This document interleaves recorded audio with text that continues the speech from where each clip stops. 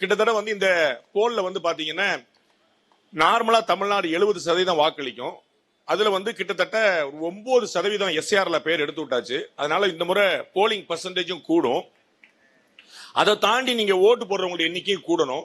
உங்களுக்கு தெரிஞ்சிருக்கும், சென்னை வந்து படித்தவர்கள் நகரம் அப்படின்னு நம்ம சொல்லுவோம். ஒரு தலைநகரம், படித்தவர்கள் நகரம் சொல்லுவோம். சென்னையில கடந்த 2023 சட்டமன்ற தேர்தலில் எவ்வளவு ஓட்டு பதிவாச்சு அப்படின்னா, ஜம்மு காஷ்மீர் மாநிலத்துல எவ்வளவு பதிவாச்சு அவ்வளவுதான் பதிவாச்சு.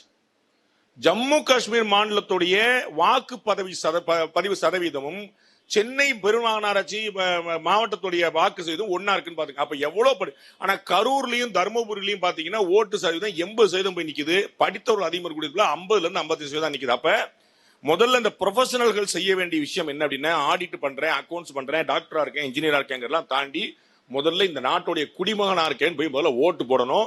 ஓட்டு போடுறதுக்கான ஏற்பாடு பண்ணணும். குறைஞ்சபட்சம் ஒரு 10 பேரையாவது வந்து ஓட்டு போடுறதுக்கு கூட்டு போகணும்.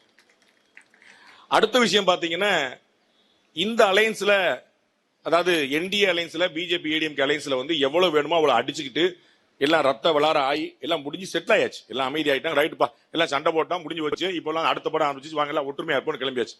இப்பதான் அங்க சண்டே ஆரம்பிச்சிருக்காங்க.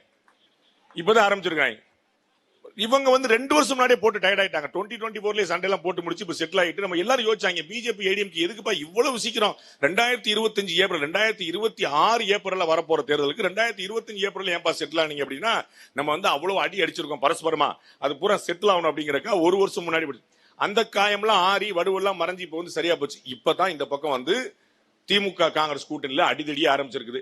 நான் போல மலை போல நம்பி இருக்கிறது மாணிக்கம் தாக்கூரை தான். அவர் வந்து உங்களை விட ரொம்ப சின்சியரா இருக்கிறாரு. அவர் வந்து I have to compliment him. அவர் தான் மலை போல நம்பி இருக்கிறேன். அவர் வந்து விடவே மாட்டேன்றாரு. தமிழக முதலமைச்சர் வந்து இந்த பக்கம் அவர் சொல்றாரு, கூட்டணி ஆட்சி எல்லாம் ஒத்து வராது அப்படின்னு சொன்னது யாருங்க? தமிழக முதலமைச்சர். இந்த பக்கம் ஒரு ட்வீட் போடுறாரு, எது ஒத்து வரும் எது ஒத்து வராங்க மக்கள் முடிவு பண்ணுவாங்க. அடடா அடடா அடடா, இது பிரமாதமா இருக்கு.